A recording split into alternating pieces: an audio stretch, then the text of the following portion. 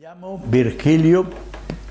Otra vez, sí, perdón. Me llamo Virgilio Peña Córdoba. Nací el 2 de enero del 1914. Tengo 100 años. Soy un antiguo combatiente de la República. He hecho varios frentes de España. Pasé la frontera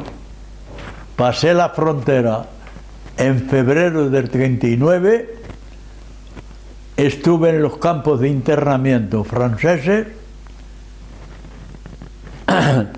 más tarde en la resistencia francesa fui detenido en Burdeos y enviado a Buchenwald. Allí estuve hasta el 11 de abril del 1945 y aquí estoy. Perfecto, perfecto. ¿Se gusta o no se gusta? Hombre, me encanta.